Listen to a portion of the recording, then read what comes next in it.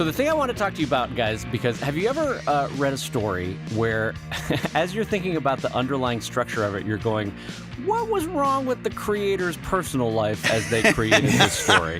Yeah, what was going on in the background? I was asked to explain to a child this weekend why the Smurfs have no women in it. And I started to look at the underlying structure of the Smurfs. And here's what I figured out. The Smurfs live, quote, in an idealized little village, right? Right. Only consisting of dudes. That's their idealized state. The evil one, the fallen one in their world, Gargamel, has created Smurfettes. So women are only introduced by power of the evil one. Right. And then when she's introduced, somehow it was important to make her hair blonde once she was made good. There's a lot of problematic stuff going on in the Smurfs. Oh, she was a brunette originally? I think the Smurfs are German in origin, aren't they? Belgian. Belgian. Okay, they're the Strumpfs. So there's definitely the Strumpfs or whatever. Yeah. So, as I'm thinking about this in the car ride home, and I was like, what was wrong with Peyo's life? Where he was like, oh yeah, this is. I tell you what would be the most ideal elf society would be no women around. Am I right, Margaret? Yeah, are you telling me, Dave, that you think maybe these Smurfs who lived in those little phallic-shaped mushroom houses may have had issues with women? Oh, God. I'm just saying it might be something we want to entertain as a society, is that the Smurfs might not be... I would have gone straight to they could be eusocial. They could be like hymenopterans. It could be that Smurfette is doing all the reproducing. I guess they don't reproduce. They don't... Yeah, so I did some deep digging on this. The Smurfs do not, in fact, reproduce. The only way a new Smurf by quote-unquote nature can exist is when a stork brings them to the Smurf village. So why do they wear pants? What do they have to hide? Right, like there's no gender issues and there's no sexual parts from a biological. Go ahead. You want those guys to walk around with their little blue Smurfs dangling around? What if there's no Smurfs? They don't have internal fertilization. So from that perspective, they are all biologically neither female nor male. There's no sperm or egg. I think you're wrong to assume that based on pure phenotype, they're male. I would wonder if in different languages they use a neutral pronoun. Now that I think about it. Yeah, well, maybe that's what the Smurf is. When they're Smurfing happy, that's their neutral pronoun, is that they're... That's right, they say like Smurf self, don't they? Oh my God. What's happening behind the Wizard of Oz curtain? Like, what is that? Where is that stork coming from? Like, what land, what happenstance is producing that Smurf, that baby Smurf, that stork is like, all right, got to bring this to Smurf Village. That's true. Wow. Yeah, what dread mind has created this system? And then, okay, just to put a capstone on this issue I like how I called it an issue. Just to put a capstone on this, the weird thing is Gargamel, do you know why Gargamel wants to catch the Smurfs? Do you remember this? No. Gold. Yes, it was gold. I thought he wanted to eat them. He wants to, I guess there's some process by which he turns them. Zach, maybe you remember better. What is the... if I recall correctly, there's some sort of potion of transduction or something. There's some sort of, magical brew that converts them to coins. What's amazing is how does he know this? He's never actually caught one. Like, it's just wishful thinking on his part. Well, you don't know. That could be a dark past. Yeah, I mean, he did have the power to create Smurfette. Maybe he knows. Maybe we've never gotten to know. I'm trying to think of a Smurf that we never got to know. They could be the last holdout. Maybe it's like Asterix. Like there's one village left. And oh my God, yeah, he's wiped out all the other ones, and this is the one. Papa's like a survivor from another village. He's like, listen, my little Smurfs, you've got to keep it together. Papa has seen some stuff. There is a Grandpa Smurf, isn't there? Isn't there like a very elderly Smurf? Yeah. Voiced by Jonathan Winters. Wait, what? This I did not know. There's a Grandpa Smurf who remembers the dark times before when there were Smurfs across the earth. And so he is older than Papa? Yeah. Well, I mean, assuming they have age and it's not just a weird appearance thing, yeah. So I always assume that Papa Smurf runs Smurf's Village because he was the oldest. If there's someone that's older than Papa Smurf, what the hell's going on? Well, I think Papa Smurf is sort of like the rabbi. He's like the most powerful male in the city. But there is an elderly male who's in his dotage, and that's Grandpa Smurf. Although I believe he wears gold, so there's a sort of sign of respect upon him. Like his opinion is to be valued. or foreshadowing for when Gargamel finally does catch him. Oh my God, he's a Quisling. Oh wow. Oh, that's amazing, Brad. Now we know how they're finding the village. It's not the cat. Yeah. Oh my God, where do you get that gold, Grandpa? Yeah, exactly. Who are you wearing? Oh God, What are you wearing? No, it's like muscly Smurf disappears, and then Grandpa Smurf is wearing gold chains the next day. And That's delightful. All right. Well, now that we've destroyed Peyo's unhappy marriage, clearly, for creating Les Schtroumpfs, all right, I'm going to say hi, everybody, and welcome to ComicLab, the show about making comics. And making a living from comics. I'm Brad Geiger, editor of webcomics.com and cartoonist of Evil Inc. And I'm Dave Kellett, cartoonist of Drive and Sheldon and co-director of Stripped. And this week's Hour of Comics Advice is made possible by your support at patreon.com/comiclab. And Dave, you have the pleasure this week of introducing that third voice, that guy that's over there, more than 3 apples tall. Tell us who it is. Oh, wait a minute. Before I introduce Zach, we got to talk about the 3 apples high thing. Well, Zach, introduce poor Zach over there first. I love that I'm burying the lead about Zach, but this is critically important. We need to talk about, so I always thought that Smurfs were like palm size. Yeah. But 3 apples tall, Zach, that's a terrifying height for a Smurf. well, no, wait. You're imagining modern agriculture, right? So you're imagining like a giant Honeycrisp apple that's like 8 inches tall, but it's possible. In the original conception, it was like a crab apple. Oh yeah, I see what you're saying, that we have bred apples too strong, too tall. Yeah, so and, you can't original... retroactively change the height of a Smurf based on current apple standards. It's it's like when they exhume a Roman soldier and they're 5 foot tall. Yeah, I see what you're saying. That the previous incarnation of apple, the definition of apple. All right. Well, all right. So. Let me take a moment then to step away from 3 apples high and introduce our delightful guest, Zach Weinersmith. Where are you hailing from these days? Actually, I forgot to ask you that. I live in the currently Nazi-free town of Charlottesville. Oh, jeez, so God. Oh, do you really? And how firm are you in that assessment? Well, that's a good question. Well, we did. I mean, they literally got run out of town, which I feel like should be the town motto now. Like, we ran the Nazis out of town, but I think there must. I mean, I should say like I know this is the kind of thing people would say, but it is true that most of those people came from out of town. It was sort of like their Comic-Con, and for some reason they centered it in a little college town. Oh. Well, otherwise, Charlottesville, I remember it being a very lovely town architecturally, right? Do I have that one right? Yeah. Well, it's it's a 300-something-year-old town, so there's a lot of sort of lingering old architecture, and frankly, it's a rather affluent town because there's a UVA is right here. So when people get too much money, they start spending it on looking like the city is older than it is. So like there's an right. ever so quaint downtown, much of which is modern construction, but still lovely town, yes. Yeah, the new Starbucks that was built last week that's made to look like Thomas Jefferson walked into it. I get what you're saying. Yes. Anyway, let me finish my introduction. So Zach, you most commonly probably know him from Saturday Morning Breakfast Cereal, which has been running for years and years and years now. You may know him from his recent book Soonish, which was the collection that he worked on with his wife that would talk about emerging technologies that would be coming out.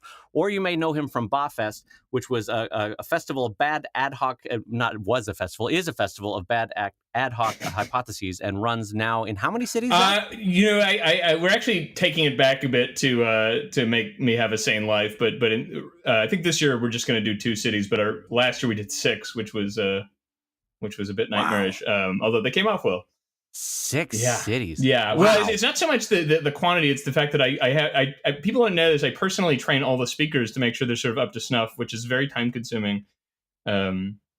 So that that adds up to 50 people who have to have like training, most of whom are not professional speakers. Wow, that's been amazing to see you grow that. And then by way of finishing the introduction, I should also say, Zach, much to my great admiration, has also undertaken 10, 15 other projects of various sizes over the years, of varying genres, skill sets, and technologies. And it's been amazing to see you basically throw yourself at a bunch of different creative outlets. And so it's really exciting for Brad and I to have you on the show today. So Thanks thank for you for having coming me. by. Zach, don't you understand that to help Amazon's algorithm, you're supposed to find a niche and stay there? We talked about this a couple episodes back. You're supposed to just stay within one little niche. Otherwise, Amazon's algorithm will be displeased with you. It's horrible, isn't it? I am lucky in that for whatever combination of factors, I have like a nice steady living. I think of like SMBC as kind of my little launch pad. So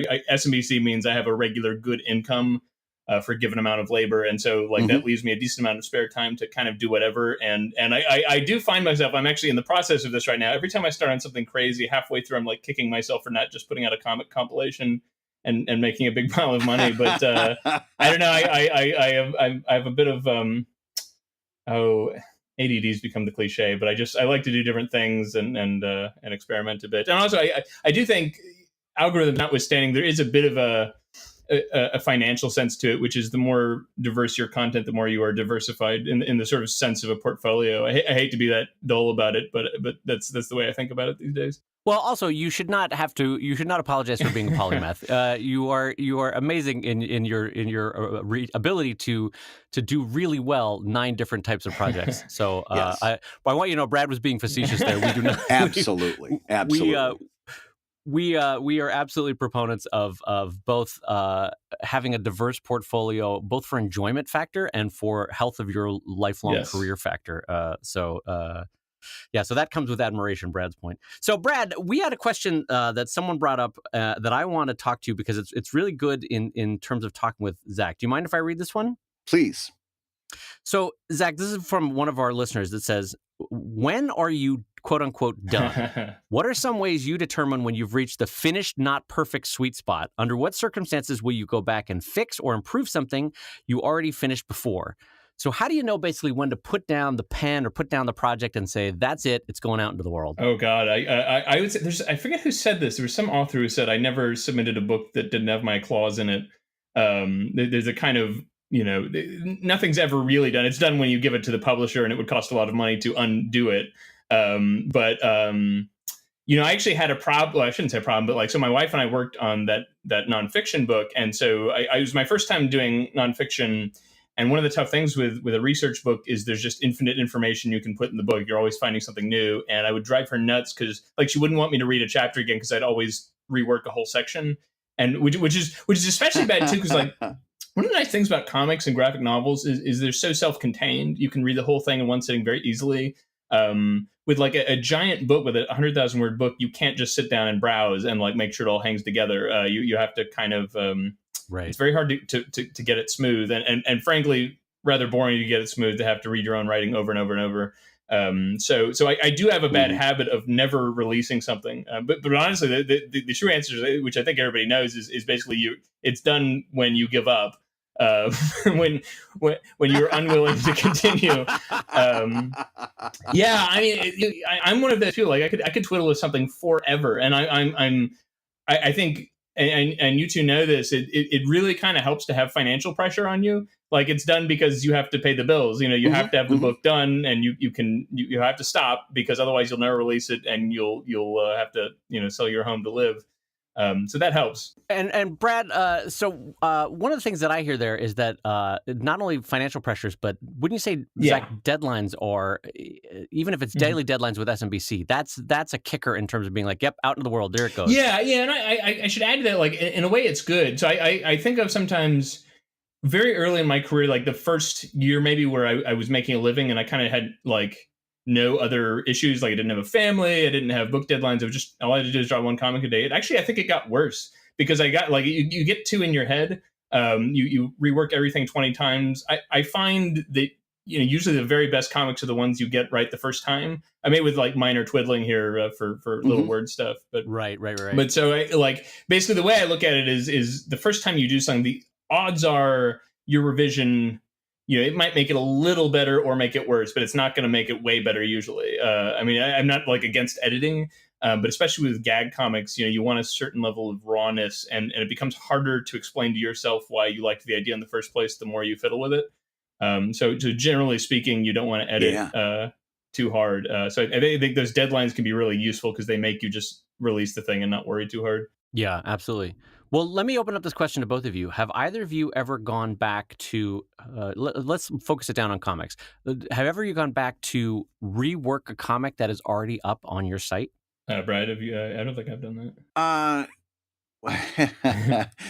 other than spelling errors, Well, which yeah. man, I've hit a string of just. I think my fingers are actually getting like wrong for a keyboard or something. I cannot hit the right keys. But I've had such a string of spelling errors that it's almost got me depressed. But except for spelling errors and stuff like that, I haven't gone back to change anything. And I think that's actually something that's actually for me the more interesting question that was submitted, and that is, how do you know when you're done? Like Zach said, and I think Dave, you'll agree, you don't. You never know when you're done. All you do is develop a sense of it, and like Zach said, succumb to a deadline. But you never really know if you're done.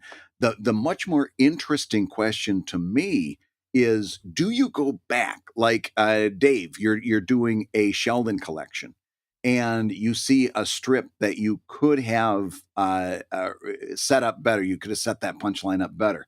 Do you actually take the time to rewrite and rework that before it goes in? No, it's almost, this is going to sound really lame, but it's almost like something that I've learned from video games, which is that it always has to be forward progression. Anytime you're going back, it almost becomes akin to, I don't know, like an illness, in the sense that you could eternally get into that feedback loop of reworking something from 10 years ago. Yeah. So the way that I handle it, if there's something really that either sticks in my craw of like, this could have been done so much better, is I do one of two things. I either don't include that comic in a collection, for example, Mhm. or the second option is I note what kernel of an idea I liked from the original strip for some future iteration that would be better executed, but in a totally different way. Do you know what I mean? Yeah. No, I So if I totally agree with that. if I find some joke, like some strip from 10 years ago, say, that had a setup punchline that just didn't play off well to each other, but the core idea is still there, I may throw that back into my idea book so that a couple years from now, I would take a totally different thematic run at it, but with the hope of doing it better. Mhm. So I'm trying to think of a way to explain how I would do that. So, for example, if the joke from 10 years ago was, say, written in the first person and it involved 4 different characters, I might take that same thematic kernel, write it in the third person, and write it in a completely different setting. Now it takes place in Papua New Guinea, and it's 2 small land animals in Papua New Guinea. I don't know. I'm literally making this up. I don't know what I would do. But the idea being a totally different execution to see if I could do it better. Does that make sense? By the way, I don't know how many times I've done that. That's maybe twice in my entire career. So I don't want you to think that this is like some stated policy of mine. Zach, have you ever done that? Have you gone back to an old comic before it hits print, or even if it's still on your site, and reworked old material? I don't think I have. I mean, like you say, like trivial stuff, but to me, like kind of building on what Dave was saying, it's like the moment you start, like you open that up, the amount of stuff you could do is limitless and probably not good anyway. And God, your readers don't care. You know, you know what I mean? Like, hey guys, I reworked this idea from 500 comics ago. They'd rather have new material. So like, there's no upside to it. And aside from the like, I'm making a collection and I want it to be just perfect or whatever, which I think is again kind of a faulty concept anyway. There's no value, economic or personal or anything else you might want out of it. I just don't. Frankly, it sounds quite unappealing to me too. To be fiddling with, like, I hate everything I've done more than 3 hours ago. You know, the idea of having to immerse myself in it again just sounds like torture. Yeah, no, I agree 100%. I agree 100%. I think at some point you've got to say, okay, this is done, and not necessarily look at the book as something that needs to be perfect, but more as a printed record of what happened. You know what I mean? And there's a difference between those two, and it's okay to have a printed record of what happened, imperfections at all, because that just makes that next book looks so much more impressive by comparison. Hey, look how much better I got, It's funny. I was just reading, Jorge Luis Borges. He's Yep. Yeah. So I was reading his nonfiction. I got a compendium of it, and he was talking about how he thought most great writing was done like without too much pressure under it, and he would frequently cite Shakespeare and Cervantes. I know less about Cervantes, but I know with Shakespeare, the works from the 1609 folio would have just been a version of it that was put down. Oh, I'm sorry, I'm thinking of the sonnets. The folio was later, but anyway, the versions that we have are versions that would have just been put down at some point that he had fiddled with many times for different performances. Like, so they're not quote unquote the version. Some people even think the versions we have are super long because they're a mix of several versions, and so like, right. Mm-hmm. But everyone loves them, right? So they're considered perfect in every way. People think every little letter is perfection, but so you get into this. The idea that there's a perfect document becomes sort of ludicrous when you start thinking about these things. Yeah, the thing too is that the flip side, the counter argument to knowing when you're done is, I may not know from a hard and fast rule when I'm quote unquote done, but boy, I do know in my gut when something is overdone. Yes. Yeah, that's the truth. Yeah. I will look back and be like, I should have put this down an hour ago. Why did I rework this text? This is not as smooth and easy and flowing as it was when I first wrote it down. Why did I rework this drawing? This is way too complicated and doesn't communicate the idea. It's funny how I think, Brad, you said very early on in this discussion, you said you just sense you develop a sense of when it is done, and what that sense is, it's like a muscle memory of the 40,000 things you've done that were overdone. Yeah. And it's particularly dangerous for digital artists because what happens is you can zoom in on a postage stamped area, a postage stamp sized area, and put detail upon detail into an illustration that when you look at it proper sized, you realize that no one is ever, it's just turned into a smudge. Yeah. No one is ever going to appreciate all that detail. And I've done that a few times where I've gotten zoomed in and got obsessed with this little corner of my panel and nobody appreciates the brilliance that I poured into it because nobody's going to see it. And so particularly if you're a digital artist, be very, very careful about overworking and try to keep that entire panel on your screen at all times so you can keep the proper sense of proportion and relevance, Yeah. It's funny because when I first started working digitally on Drive, I did not have a way, and eventually you figure out a system of proportionality, but I did not have a way in my mind to figure out that, I am zoomed in at such a level that any detail that I add is, like you said, it's a smudge, right? Yeah. And so the first couple comics that I drew, it was akin to those people that draw like some Venetian palace on the head of a pin, and you're like, no one got any of the detail because what was I doing drawing at 600 DPI, zoomed in 1200%? Like, why did I ever think that was necessary or a good idea? It was ridiculous. Like looking back on that, it's such a newbie mistake to make when you're drawing digitally. No, newbie nothing. I did it last week. I've got a character being interviewed by and for the sake of the storyline, they couldn't be regular journalists. They had to be journalists that specifically covered villains. And so to make this point, what do they call those little square things they put around microphones for news reporters? There's a word for it. I'm sure one of you guys knows it. Well, it's like branding. Is that what you're talking about? Yeah, it identifies the news company that's doing the interview, and it's a little shield that goes all the way around the microphone. Anyway, on that little thing, I had Evil Eye Witness News, which I thought was a nice little bit of wordplay, right? And of course, I zoomed right in and did all the lettering and all this stuff. It shows up on my site, and it's again a smudge. And I had made that rookie mistake of zooming in, and instead, really, what needed to happen is that microphone needed to be in the hyper foreground, which would have added some depth to that image a lot too. And then you could read what's on the microphone branding. But I did that last week. So don't say newbie, don't say rookie mistake, because I'm still doing this stuff. Newbies and Brad is what he meant to say. Yeah. Yes. So, Zach, because I don't know that I have seen how you draw in, God, since I interviewed you for Stripped 5 or 6 years ago, whatever it was. What is your current digital setup? Like, how do you work? It's totally different now. I switched to digital in maybe 2013. So I use a 22-inch Cintiq for pretty much everything. The old paper method is so cumbersome, and it actually saved me from hand cramps. I was starting to get worried how I was going to do comics, and then I switched to digital, and it's so much better. And honestly, nothing too exciting. I pencil in light red, and then I go over it. I don't use a lot of the tools. I'm kind of just boring. I did actually just like a month ago. I finally switched to a digital font after resisting it for a long time.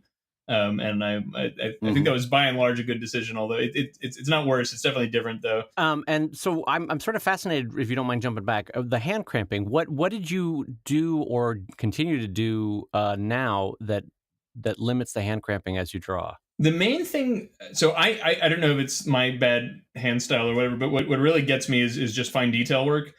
So hand fonting is by its nature fine detail work, and so when I was doing it the old-fashioned way, the old-fashioned way is you draw little tiny lines, and then you put penciled letters over the little tiny lines, and then you do all the letters once again in ink, and just that process is just very hard on your hand if you can't loosen your grip up. And I tried to over time loosen my grip, but it's pretty tough if you're trying to get your letters to look nice. Right. Mm-hmm. So these days I only get hand cramps. I've been getting it lately because I'm working on too many projects. But so if I do 6 pages in a day, then it starts to come back. But that's just about it. And the nice thing, incidentally, about zooming is if your hand's just killing you, you can zoom way in and then use your wrist a little more. And that takes the pressure off. That actually is true. That's true. You can get a completely different minor muscle group working for you than you had when working in ink. So I got to tell you, I did not even notice that you had. Good. I had thought this font, the font was still yours. Can I tell you what sold me on it is I think I was maybe it was Danielle Corsetto I was talking to, and she had not realized I did hand fonting. I think I flatter myself I'd gotten to the point where it was so regular, it looked like a digital font. Most people thought it was a digital font, and I was like, well, then I might as well just not do the work if it's gotten to that point. So, I still hand do anything that's kind of has an affected look, sound effects or what have you.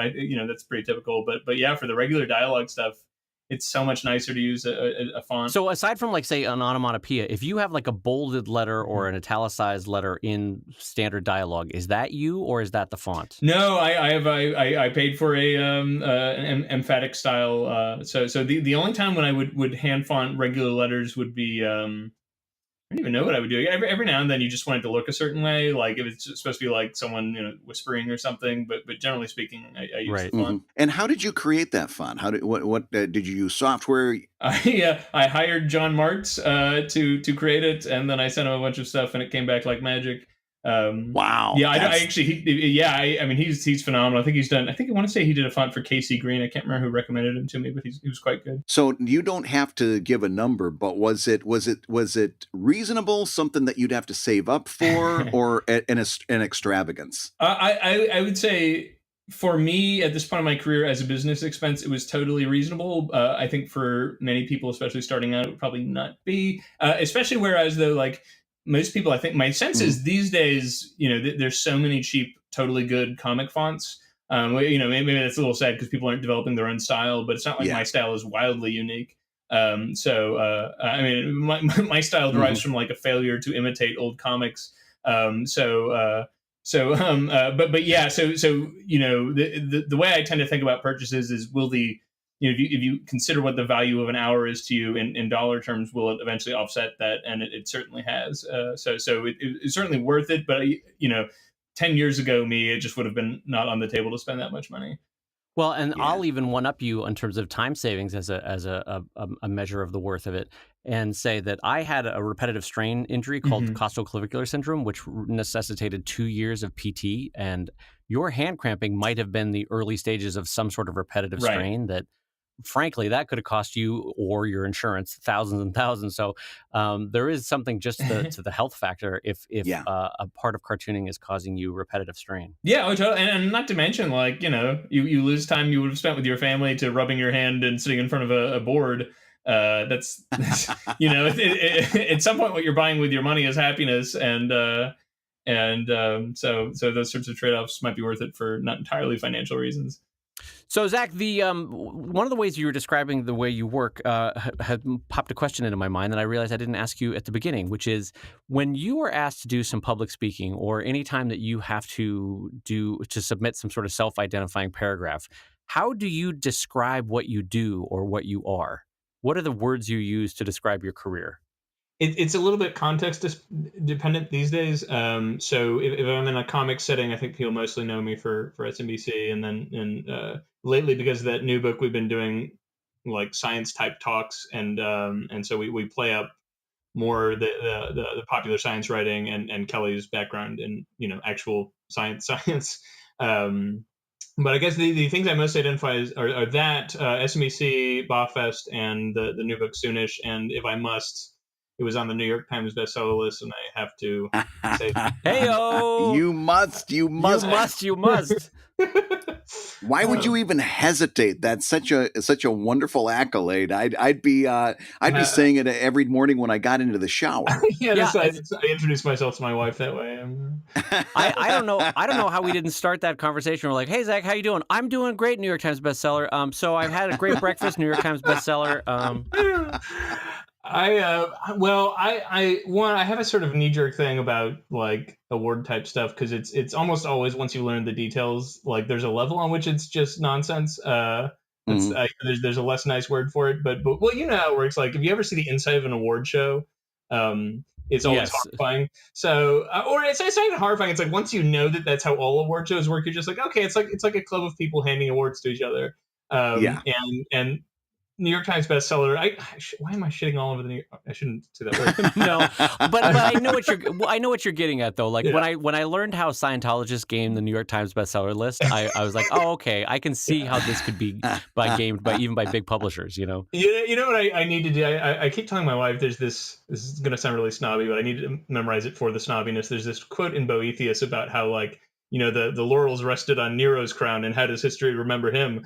And so that's kind of in a way become my attitude, which is like, well, you might lust after being on this bestseller list, but like, go look at who's on top of it. It's like mediocre portraits by George W. Bush or like Tony Robbins' latest drivel, and yet we all sweat over it. So I mean, I should say there are quote unquote scientific studies that show you sell X% more books if you get on that list, and it's sort of an emblem of being whatever being something that someone who might interview you would accept as credentials, but as a like achievement, I don't know. I really shouldn't smack talk it because it's I'm sure helping my career, but I just don't want to. I don't know. I feel weird about it, I guess.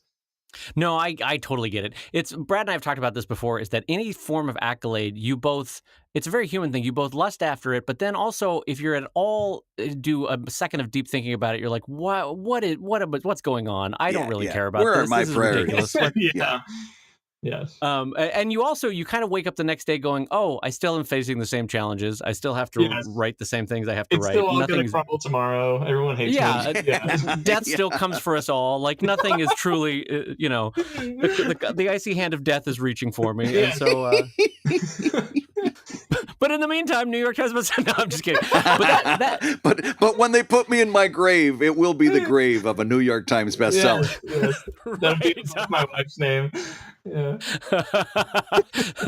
That's right. It is also interesting though that that when you do get an accolade, whether it's an award or whether it's a list like this, though, it is interesting to see how, and it gives you an interesting peek into the world of marketing and PR, is that you become aware of how far these lists get propagated and disseminated. You know what I mean?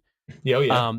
That I can see why this would help book sales, because even though we all kind of poo-poo awards and lists and things like that, there is genuine value in them. And I'm 100% sure that librarian lists and student lists and in general reader lists got your book added onto it because it made it to the New York Times bestseller list. So. I have no doubt about it. And I will also say, I mean, and I don't have any problem at all with this, but one of the things that I noticed is when you do a lot of interviews, like for traditional radio, unsurprisingly, they haven't read every page of your book. Some have only sort of read a summary of it because they can't read 4 books a day. And so my suspicion is being on a list like that like just clues them in. Okay, this is like it's not complete drivel, like because otherwise it's just a publicist calling up and saying, "Hey, did you know my people write really well?" But if you can cite something like New York Times bestseller list, it's a credential essentially. It's these people are not like random people who want to talk to you. Yes. But I like, though, the self-comparison you made that you worked for years with a lot of deep reading and research on this book, and there's tremendous pride in it. And you look and you make it to the New York Times list, and you're like, oh, this is great. I'm on the New York Times bestseller list. And right above you is like Thinner Thighs in 30 Days. And you're like, God damn it. So I'm not bitter about this, but I will cite it. When we first launched, so my theory is it's really good to have an opening launch day, and these days it really matters because like Amazon is tracking. So like we and somewhat unfortunately, we actually did really well like 2 months before they launched their internal list. We actually hit number 3 on Amazon, which was really like kind of shocking. Wow. I don't know if it was a slow week for Amazon, maybe, but like, but the two people who we could not shake, like were I think the two above us were Tony Robbins and George W. Bush, and it was just like the two people ahead of me are like I maybe some of your listeners get a lot out of Tony Robbins. I'm not blown away by his oeuvre, let's say, but and then George W. Bush draws pictures of schnauzers was number 1, and so it's like well, there is no shame in not beating those. I mean, I like the real goal is to make something good that you feel good about, which is the hardest thing by far, I find. But I mean, we got into a weird place on this. No, that's totally all right. Well, listen, I'll lead us out of the woods here with another question that I really want to hear you guys talk about. Mm-hmm. And it's something that I know a lot of our readers and listeners are going to appreciate. It's another question from one of our Patreon backers. How do you know when to take the leap of faith and start your business full time, especially when you're stuck in between? You're not earning enough for a living yet, but your part-time art takes more and more time. So Zach, I want to ask this of you first. How do you know that it's time to go full time? Well, see, I consider myself lucky in that I was able to go full time early in my life. I think I became a full time cartoonist probably when I was maybe 23. So like when you're 23, full time means you're eating noodles and lentils and like you're making. I think I remember like I was like, okay, if I make $1,000 a month, that's enough to like pay rent and eat calories and that sort of. I mean, I don't want to oversell. Like I had safety nets. I have siblings and parents who are very good, so I was never in danger of like being hungry or actually broke. But in terms of like being able to make a full time, like in terms of not having to have another job, I was able to cut it very short. Whereas now, I'm 35 and I have a wife and 2 kids, so it's like the level of risk I can take is much smaller. It's enhanced by the fact that we have a business that's doing well. But like I couldn't. If tomorrow I was like, my real career is writing poetry, I'm gonna make a try at that. Forget comics, etc. I just can't do it. So I don't know about your person who wrote in, but I would say the time to be risky and stupid is when you're young, because there's no one depending on you. And it sounds a little bleak, but it's actually quite freeing. It's your chance to take a big risk. So I would say that if you're young, do it the moment you think you maybe can do it safely. That's some of the best advice my dad ever gave me was, and it was advice that in comics I was never really able to apply. But I was trying to make a decision, and I was in my 20s, and he looked at me and he says, "What are you worried about? Yeah. It is absolutely impossible for you to make a mistake in your 20s. Because you've got the whole rest of your life. Let's say, and it was probably, should I go work at this newspaper out of state or what should I do? And he says the absolute worst thing you can do is make a decision that you decide, maybe this isn't the best one, and you've got literally the rest of your life to make up for it. So he says this whole idea of knocking yourself out, trying to decide one way or another at your 20s, just at your 20s, you should be going and doing things. And then if you do make some mistakes, fine. And there's an element of too, and this is hard to notice in your 20s, but like when you're 22 and you can only go to a con by sleeping below someone's bed and you're like living off red vines, there's kind of a romance about it. You know what I mean? You're cool with it because it's sort of romantic. You're living for something you care about, etc. It's not romantic to me anymore. I want my own damn hotel room, and I would like to eat something nice for breakfast. And moreover, I can always, when you're single living by yourself, you can always go to yourself and say like, well, you're not going to go out to the movies this month because you need to make rent. But like when you have a family, you can't be like, sorry kids, no lunch this week. You know what I mean? You just can't do that when you have people who depend on you. So like I would also take your risks while you feel good about them. I don't enjoy it anymore. It's not romantic. It's just difficult now. It's not romantic. It's just difficult. I like that phrasing. That's domesticity, The irony there is that if you tell the kids, because of finances, we're going to have to live on red vines for a couple days, the kids would go, "This is great." Yeah. Well, I made a comic about that, Brad, once, where like your worst day as a parent, where you are feeling depressed and you don't have the time and energy, is actually your kid's best day. Because what that results in for the kids is, that's fine, you can watch TV, and we'll just order a pizza tonight. And so your kids are like, this day is amazing. Yes. Meanwhile, you're genuinely depressed and you don't have enough time to get anything done, and you think you've failed as a parent, and your kids are like, life is great. I've got such a great story about that. So we come home years later, and as I'm sure, since I moved out of state, when I would come home, it would be a big deal, and Mom would always ask, "Is there anything you want me to make? Especially, is there anything you want me to cook?" And I said, "You know what? Honest to goodness, I have a craving for those cookies you used to make." And she says, "Oh, no problem. I can whip up some chocolate chips." And I said, No, not the chocolate chips. The ones where you would take the graham crackers and put cake frosting in between them and make little sandwich cookies. And she said, "Are you shitting me?" And I said, "No, those were so good, and I loved, and I crave it. It was so good." Sometimes she'd get the graham crackers with the cinnamon on the one side, and she says, "Brad, when there was absolutely nothing in the house, and we were out of everything, and I knew you kids were coming home from school and would want a snack. I did that one time, and because there was nothing in the house." Yes.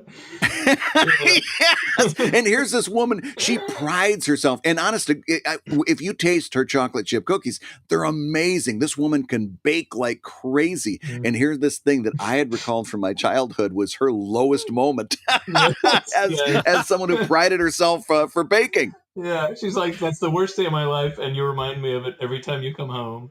Yes. That's also true with Brad's existence. So that's yes. But being a true mom, you better believe there was a plate full of them sitting there when I came in. I like the idea that Brad might come home and be like, "You made this dish. I think you called it Captain Crunch. I don't remember it." All I could remember is that my roof of my mouth was in shreds by the time I got done eating it. Do you remember how you made that? Is Mr. Crunch still alive? So Dave, when do you know that it's time to go full time? Because both of you pulled this trigger way more than I did. And I got a feeling my response is going to be very different than yours. So Dave, when is it time to go full time? Well, so first of all, I agree with Zach that if in the ideal world, we're all 22 again and we can roll the dice then. But obviously that's not going to be the case for a lot of people. So the way that my wife and I always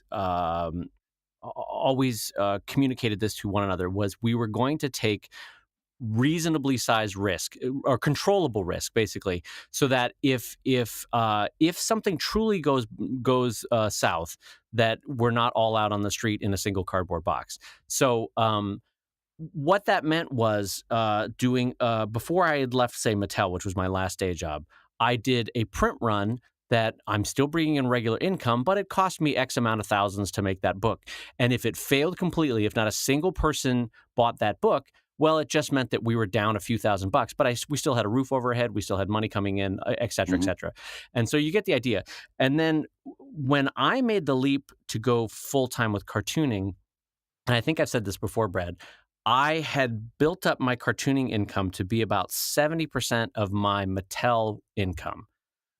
So what I interpreted from that, what my wife very much was a proponent of, like, look, you're currently doing 30, 40 hours a week on your cartooning nights and weekends. If you just quit this day job, that 30% can be made up in no time. And in the meantime, what she did is she landed a daytime full-time job, and she said, look, now I am our rock, I'm our foundation. You go take the manageable risk. I will be the breadwinner. And then we would trade off back and forth career-wise. Then once I got my cartooning career going, she was able to take more risks with her TV writing and take different jobs that may or may not have paid off. And so we kind of did a back and forth, the switch of who was taking the manageable risk at that point in their career. And I think a lot of marriages do that. That's not unique to us. But that was the way we looked at it, was around the 70% income point was when we took the big leap for me to just do cartooning full-time. Did either of you have, I've read in the past, 6 months wages or 6 months salary in savings to protect yourself when you make that jump. Did either of you have that? I have kind of a weird story about that, which was the first time, I actually didn't just go full-time once. I went full-time for a while and it didn't work twice in terms of just not being able to, So the first time I went quote unquote full-time was just a weird situation, which was I was living in an apartment on Hollywood and Vine, actually, which is not as romantic as you might think. And the building I was in was bought up and needed to be demolished. And so by California law, I was given what at the time seemed like an extravagant sum of money, which was actually not that much, but it was enough to like maintain me in an okay LA apartment for 4 or 5 months. And then when you add in the amount of money I was making from comics at that time, it might stretch it to like 5 or 6 months. So I thought, well, this is a chance to stretch 5 or 6 months into a much longer time. And in the end, it didn't quite succeed. I had to get another day job for a little while. But so I sort of by accident had a chance to go quote unquote full time. Although I don't know how much I benefited from it. I don't think I was quite ready for it. I was at that time only like 21 or something, and I don't think I knew what to do with myself. Yeah. The thing about taking a risk like that is it's both self-belief, but if you've got kids and a family, it's bigger than self-belief. You've really got to have some form of backup. And whether it's family, whether it's savings in the bank. For Glow and I, we have never wanted to take money from family. But granted, there are moments in life where sometimes you have to, no matter who you are, if it's a health problem or something.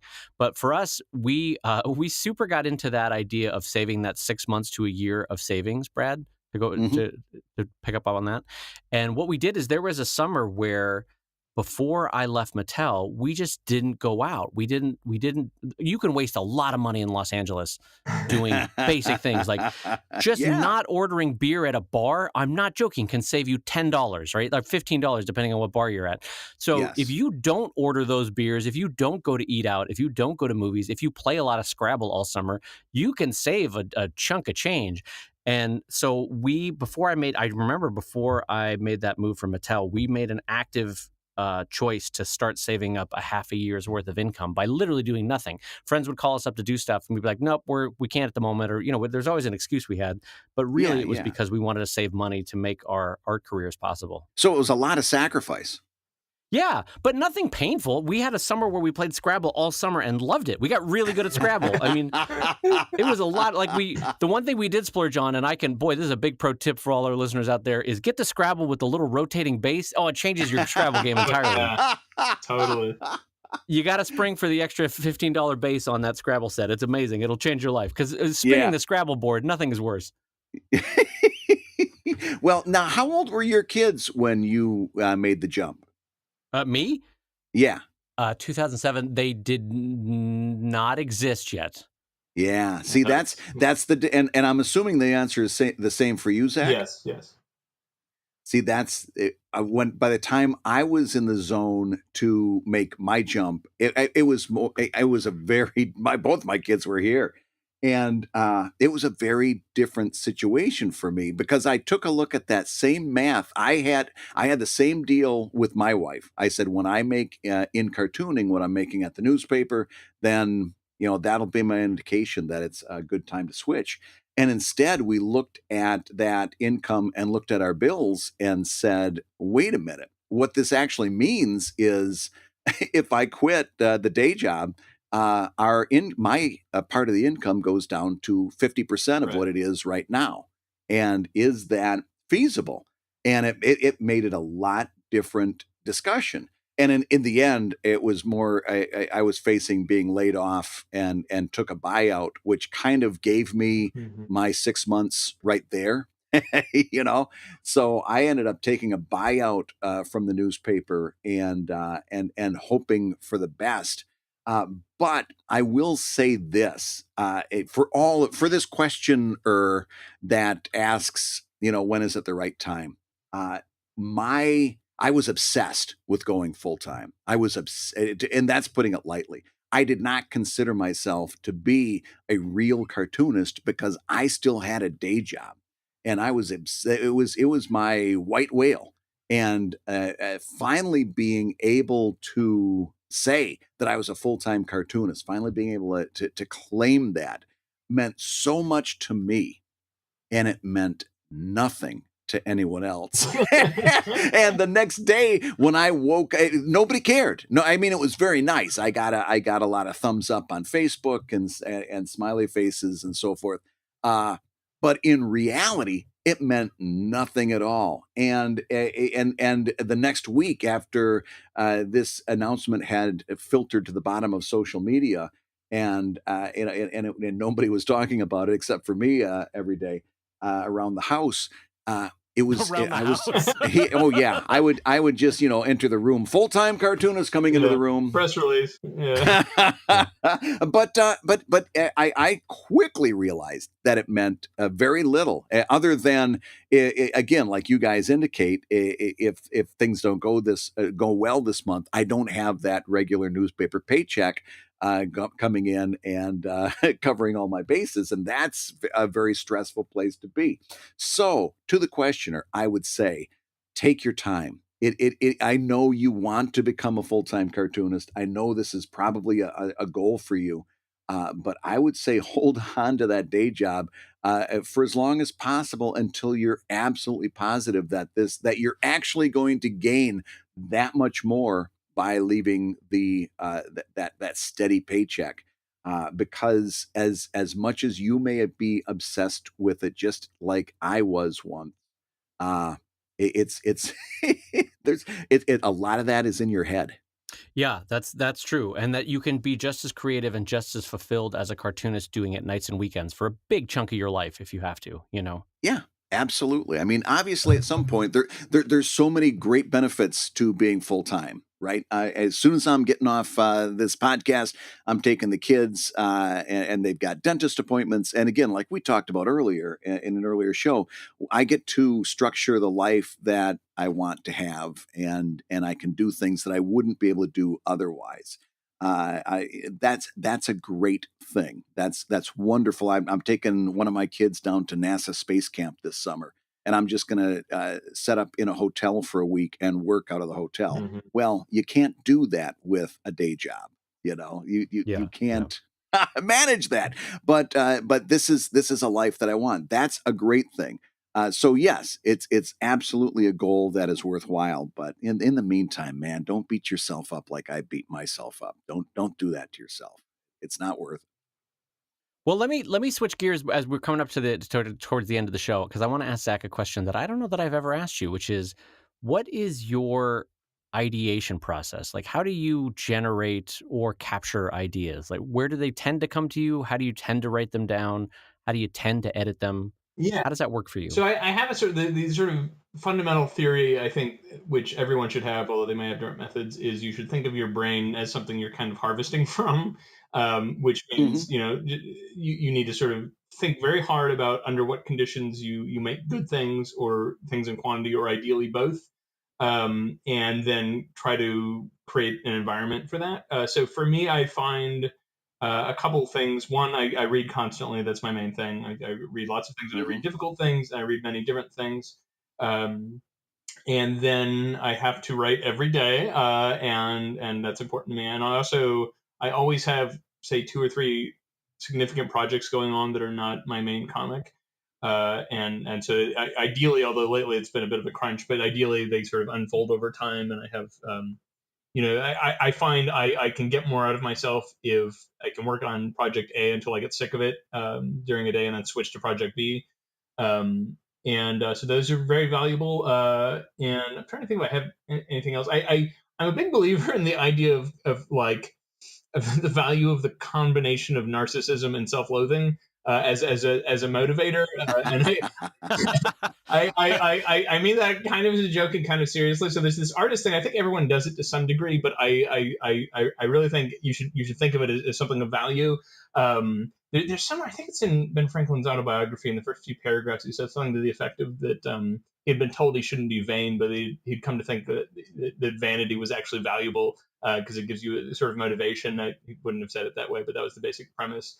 So I think it's sort of like, it's valuable to be narcissistic because like there's some level on which just saying I'm writing jokes and they're funnier than other people's jokes requires some level of narcissism to just do day in, day out. But there's also, there's a kind of, it gives you some sort of bauble that you want to maintain. So if you want to be able to sit around thinking you're like so great, you have to do something. And so you do stuff. But then where the self-loathing comes in, where it's quite valuable, is that you work on something, and then, at least for me, I find my conception that I have this conception that I have to work harder than other people to equal them, like that I'm not particularly good at my job, and so I need to work like 5 times as hard as whoever in order to do an equal output. And I'm sure there's an extent to which that's not entirely correct, but it's valuable to think that way as detrimental as it can be, because it forces you to work very hard. So when you're like, well, I should take the day off, you think, well, no, I need to be reading something someone else isn't reading. Or I need to write this the way someone else wouldn't write it. So that sort of combination of thinking well of yourself so that you can get through the day, and then thinking ill of yourself so that you try to outwork other people, I think is quite valuable. It's probably wouldn't work for everyone, like in a mental health sense, but it's how I like to do things. Wow. Well, and that combination of I like that description of the narcissism counterplayed against it. But when do you? What are the conditions under which you find that that's working great? Like you're like, oh, I've really hit this balance. I mean, granted, it's you've done a lot of reading, you've done daily writing, but what specific? I guess a better way to ask this is, where are you physically? What are you doing? How do you capture the ideas? There was a time before I had children where I liked to take walks, and things are so very busy now that I have to be able to accomplish my work in my my little study here. I have a room where we keep all of our books, and these days we have quite a pile, and so I find that can be very nice to sort of be nestled in all the things you've read, and you can also sort of like scan over a shelf and be called back to places, and that can be valuable. I think you were talking earlier about having an initial theme and then thinking about different ways to view it. And that's something I try to do. Whereas you have a like nub of an idea, you could think, well, maybe I'll look at this the way this author did or that author did. That can be valuable, and that's I should say one of the major underappreciated values of reading many things. It's not just like you're picking up facts; you're picking up like ways of thinking about problems. So if you start with that theme and you say, well, how would an economist think about this? It's a completely different look from maybe what you started with, and so that can be quite valuable. And so the more you have read, the more of those tools you have. And it's a slow. It's like not something you can pick up quickly. It requires you to have consumed quite a bit. So I think that's quite valuable. Well, given your level of deep and wide reading, this would be a fun question to answer. If you were stuck on a desert island, what 3 comics would you keep with you amongst all your other books? That's funny. I didn't even think of bringing comics to the desert island. I hate to rag on. I like that idea. You're like, F comics. That's fine. Comics are for children. Why would I? I don't know that I have particularly sexy opinions there. You'd have to bring Mouse, and gosh, I'm trying to think of what I would consider like not just great but rereadable great in comics. I mean, maybe Persepolis. There's a wonderful book called Lena Finkel's Magic Barrel. I don't know how popular it is. I've never read that. I've got to look for that one. Yeah, I'm really a snob. I shouldn't say this, but like I really only go in for literary comics. I'm not like an anti-genre fiction person, but I just can't take any more bantering superheroes. And I'm totally I get that's for a lot of people, and that's great, and I have no problem. My wife loves that stuff. I like snobby. I like sad Russians writing things. So I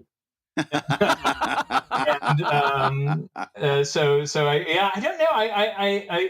I have to say, my personal conception, and this is kind of a self-hating conception, but I really think we were sort of born in an unlucky time for comics. I think in 25, 30 years, you'll start seeing some really even more amazing work than we've seen so far, because as you all know the history of this, like comics were so obliterated in the 1950s in this country, that like we're only now, I feel like finally seeing the green shoots sprout. Like the level of talent that's under the age of 20 now is shocking. So it's embarrassing is the way to say it, actually. But so I only have a couple comics that I consider on a par with like the great novels. Maybe Watchmen would be one of those. But I honestly, maybe I don't read widely enough in comics that I've read a decent amount. I don't know that there are that many that I'd put on that level. What a downer of an answer. Yeah. So No, I get what. Listen, if the list is Miles Persepolis, Watchmen, and there's certainly a worse must-read list than that. Yeah. That's totally fine. Yeah, those I would put on a level of any novel. I think those three I would say. That's totally fair. So, Zach, what are you working on now? Aside from you're still doing some, I would imagine, some tail end promo for Soonish. You're still coordinating BAHfest for 2 cities this year. You're still doing SMBC. What else are you working on at the moment? I have this project that's going to get me killed. And it's political, which is unusual for me. And so obviously we don't want to get into the politics of it, but I can talk about it as a project. Something I care a lot about, and it seems to be suddenly something everybody cares about, is immigration policy in the United States.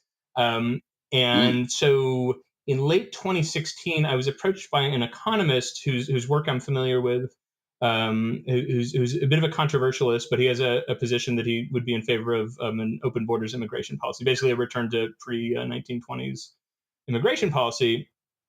And he was like, would you work with me on this book? And the idea is essentially to make a pitch for that policy, but not in sort of not in terms that are overly mushy. It's mostly numbers and like ethical arguments, that sort of thing.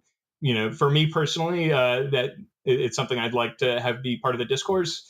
And my sense is a lot of people are not familiar with the numbers. Most of the people have very strong emotional feeling about it, but are, in my opinion, working with bad data. And a lot of media sources are at fault for that. They'll sort of quote statistics with accuracy but no context. And so, but anyway, let me not get off on a tangent. But anyway, so we actually have a publishing deal for it now, and I don't think I can say who it is yet. But so we'll be releasing almost certainly in late 2019 a book that is basically just laying out the case for an open border immigration policy. And I should say this is the other thing. The economist I'm working with, his name is Brian Kaplan. He's a right-wing economist by most people's standards. I mean, more libertarian right-wing, but he works for Cato Institute. So this is not a, I for me personally, most of my audience, I assume, is more left-leaning for a variety of reasons, not entirely, but I think that's probably the case. And maybe, I don't know if you guys feel this way, but I got sick of like complaining about stuff on Twitter. I was like, I need to do something a little more substantial. And so to me, this was a kind of chance to say, like, maybe we can actually reach out to people who think it's a terrible idea and at least budge them a little, or at least enhance the discourse a little. So that's the thing I told my mom about this, and she was like, do you have a PO box? So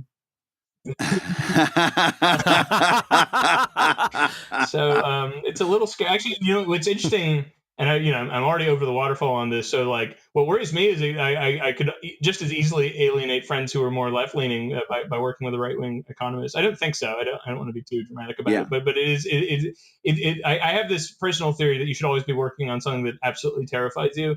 I don't want to overstate it, but in some ways, right now, that's this project for me. So the format of this, I think you had mentioned in passing, is graphic novel. Can you describe the average page, what we'll see on that page? Sure. So it's going to end up probably about 220 pages. I think there are 8 chapters, and each chapter there's different stuff, but essentially what we're doing is, here is an argument you often hear. And we will restate it. I should say Brian is doing the vast bulk of the writing. I'm mostly just illustrating, but I for I guess reasons of my position in cartooning land, I have a little more say than someone else might.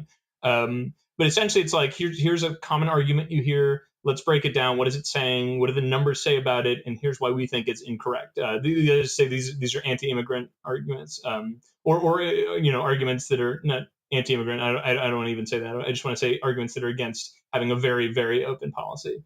And then but it's written, like some of this stuff is pretty heady stuff. Some of it's pretty uncomfortable because some of the arguments about immigration have to do with like, well, what's the average IQ of this nation? Should we let people in from? And that's really an uncomfortable thing to talk about. And then we end up saying it doesn't matter, that stat is irrelevant, and it's much more complicated than that. But so depicting that visually without being an a-hole is kind of, it feels like dancing around a minefield. That's been a real challenge. I hope we sort of risen to the occasion. But mostly it's kind of like Brian and myself to some extent are a fan of the old Larry Gonick books, Cartoon History of the Universe, Cartoon History of the World. Yeah. So these are in a certain sense in that style, although his drawing style is completely different from mine and better. But also it'll be full color, so we have that on him. But yeah, so it's sort of basically it's like an hour and a half long argument dealing with basically the most common talking points that are against immigration, most of which come from the right wing, although some do come from the left wing. And will there be a narration character, or will someone guiding you through chapter? Or okay, yeah, right. So it's Brian in cartoon form. He's just sort of hopping around different visual metaphors and graphs and stuff. Yeah. Gotcha. Okay. Yep, that makes total sense. That's exciting. Okay, so that's coming out 2019. You said mid 2019. It's going to be a traditional publisher, so we'll launch pre-orders like hopefully early 2019, and then the actual book in hand will be late 2019 to hopefully coincide with when people really start yelling about this stuff. So that'll be interesting. That's fantastic. Well, as is always the case, I'm both in admiration and frankly in awe of your ability to put out as much work as you do. So best of luck with that one. And as we wrap it up, I should point out, because I never did it at the top of the show, that if you are for somehow not familiar with Zach's work, you can go to SMBC-comics.com or do a basic Google search for Zach Weinersmith, and you will find all his different projects, both Soonish, BAHfest, and the upcoming book. And any other particular projects you'd like to get a shout out for, Zach, before we close up the show? Sure. I am maybe summer of next year. I've taken all of Shakespeare's sonnets and turned them into rhyming couplets. They're abridged to rhyming couplets. Sure, because you had nothing to do. I get it. So why not tackle a small project like Glad that? you could find something to fill your time, Zach. As I pour out another fifth of scotch here, just to make myself feel better about my life. Thank you, Zach. I appreciate that. Yeah, that was. I'm very pleased with that one. It's really snotty. There's like subtle references to Shakespeare criticism. It's really. It's really obtuse and terrible. I can't wait to release it. That's fantastic. Thanks, man. I appreciate that. Well, again, thank you for coming on the show, and best of luck in the year ahead. You've got the good news is you've got just a light workload, just a light workload for the next 12 months. Oh yeah. And meanwhile, did you hear that? That guitar means that you've been listening to ComicLab, the show about making comics and making a living from comics. Your hosts have been Brad Geiger, the editor of webcomics.com and the cartoonist of Evil Inc. at evil-comic.com. And Dave Kellett, the co-director of Stripped and cartoonist of Sheldon at sheldoncomics.com and Drive at drivecomic.com. Once again, our guest today, check them out at smbc-comics.com. And of course, the ComicLab theme song is used with permission from Andy Creighton at theworldrecord.net. ComicLab is made possible by your support on patreon.com/ComicLab, so we'll go ahead and say that twice. Patreon.com/ComicLab.